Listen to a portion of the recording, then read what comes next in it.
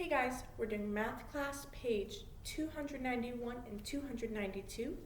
Go ahead and get out a pencil and circle these problems so that we know which ones we're going to be doing. Number 1, A, B, and C, and also D. Number 2, letter A. Number 3, A, B, and C. On page 295, number 5, A, B, and C. So on this page, page 291, we are doing multiplication with carrying, and it's same that we've been doing. We're going to do that two-digit multiplication with a two-digit multiplication, but we're just going to be carrying our number, and it's exactly the same as you would do normally with any other multiplication, with addition, multiplication, whatever. We're just carrying. That's all we're doing. So we have letter A, 23 times 24. 23 times 24. And like I've said before, we're going to take this digit right here, that 2 in my tens place, and we're going to ignore it. We're going to take this 4 and multiply it by 23. So 4 times 3 starting off is 12. Now, already, here's my carrying. I'm going to take my 2 in my 12, going to write it down here, and it's 12. So 1 gets written right here because it's carrying. And just like normal when we're multiplying, we're going to do 4 times 2. 4 times 2 is 8, plus the 1, just like normal. Like I said, it's just like any normal addition, multiplication, carrying that we're doing. So 4 times 2 is 8, plus 1 is 9. And our next step is to write a 0 underneath this 2. And then we're going to multiply using this 2. So 2 times 3, 2 times 3 is 6. We don't have to carry anything there.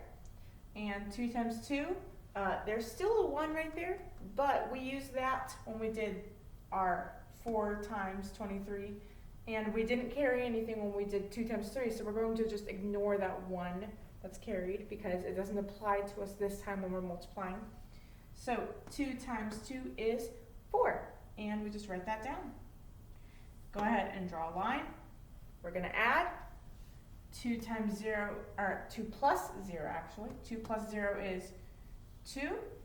9 plus 6 is 15. Carry the 1. And 4 plus 1 is 5. And my answer is 552.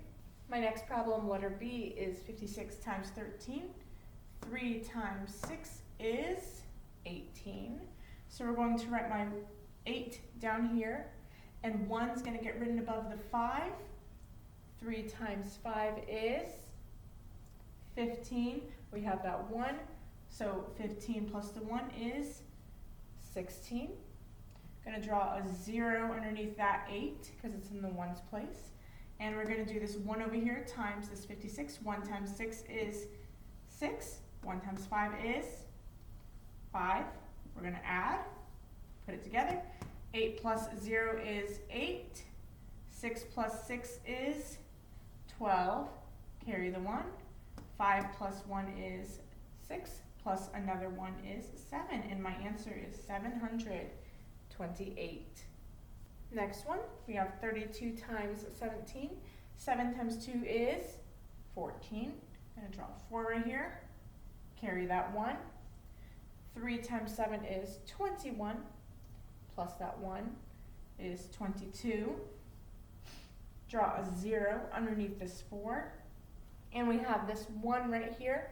1 times this 32, so 1 times 2 is 2, and 1 times 3 is 3. Draw a line underneath and add it together. 4 plus 0 is 4. 2 plus 2 is 4, and 2 plus 3 is 5. And my answer is 544. Letter D. I want you to do on your own. I'm not going to do it on the board. This is to challenge you a little bit, see if you can take what we've learned from multiplying these 2-digit numbers like this and go ahead and apply it to the problem. Go ahead and do it on the test that you're going to be having. You will need to do this. So if you are struggling with this, really would be a really good idea. Any problems like this that we may have skipped, go back and do them, go back and practice. I know there are some problems that we that are like this that we did skip, so make sure you're familiar with them. And again, if you're still struggling with this, go ahead and take those problems and maybe use them for extra practice. Number 2, letter A, is averaging. I want you to do that on your own. I have videos from before that go through and explain averaging, and videos where problems that we are doing it together. So again, if you're still struggling with averaging, letter B would be a good practice problem. I think there may be a couple problems that we skipped, problems of averaging that we skipped. Would be a good idea to go back and practice those, because you again will see those on the test. So number 1 and number 2, you absolutely will see those problems on the test. Make sure you're very, very familiar with those. Let's move on to number 3, 1/6 of 37. Now, something that I did notice on the last test that we took was we really, really struggled with problems like this. Now, not everybody, but some people, and there was a lot of confusion. So whenever we see problems like this, my answer is not going to be 1/6 of 37. It's not going to be a fraction. Like when I reduce fractions, that answer is going to still be a fraction. When I do this, it's going to be a whole number, like 1/2 of 10 of 10. That's 5. It's a whole number. But we did learn that sometimes it won't always be a whole number like that. Sometimes it will be a mixed number. So when I do that division, it's not going to come out even. And if it doesn't come out even, that's fine. But we need to put what my remainder is as a fraction. So if I were to write this out, this problem right here is just a weird looking division problem. 1/6 of 37. Well, that's just 37 divided by 6. And if I write that right here, same thing. Okay, 6 will go into 37, well, 6 times. But my answer is not just 6. Don't just stop there. Do not just stop there, because we have to do 6 times 6 is 36. And if I subtract, that doesn't come out to 0. So don't just stop with that 6, because that's only like half of the problem. So we have this 37 minus 36 is 1. And if I'm going to write my remainder as a fraction, which is what you're going to need to do in this setting, in this case, we have the 6. My 1 is my remainder. It's going to be my top number.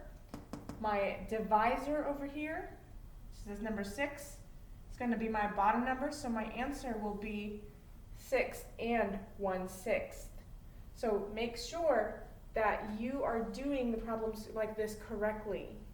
Make sure your answer might just be 6. If it's 1/6 of 36, yeah, your answer is just going to be 6. But if it doesn't come out evenly, like right here, it doesn't come out even because you have a remainder, make sure you're writing your remainder as a fraction. That's very, very important.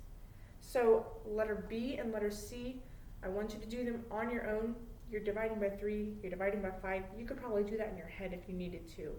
But they're not, maybe one of them will come out even, but if it does not come out even, make sure you're writing your remainder as a fraction. So you're going to be having a mixed number if it doesn't come out even. If it does come out even, it's just a number. But if it doesn't come out even, like it has that remainder, make sure you write it as a fraction. Page 292, A, B, and C, for number 5, 5A, B, and C. Go ahead and do this on your own. It's just adding, subtracting, multiplying. On your test, you're going to still want to know how to add and subtract specifically mixed numbers, so like 5 and 3/4 minus 2 and 1/4. things like this, except maybe bigger numbers, but still, the concept is the same. You're gonna take this 5 minus 2, 5 minus 2 is 3, and then this 3/4 minus 1/4, well 3/4 minus 1/4, we're just subtracting that top number, 3 minus 1 is 2, and my 4 in the bottom stays the same. So this would be my answer. Make sure that you're keeping those things straight. You're going to want to know how to subtract these kind of things and also add them as well. You're going to want to know how to do that, like 1/6 of 37, like those kind of problems that we just did on the other page, number 3, I believe it was. You're going to want to know how to do those problems. And I don't want to get this test back and still see a lot of mistakes that we just had on this test. So make sure we're doing them very, very carefully. I really cut down the work on this page because I really want you to focus on the kinds of questions and problems that are going to be on your test. You're also going to want to know your 12 multiplication tables, and you're going to want to know how to figure out how much things might cost, and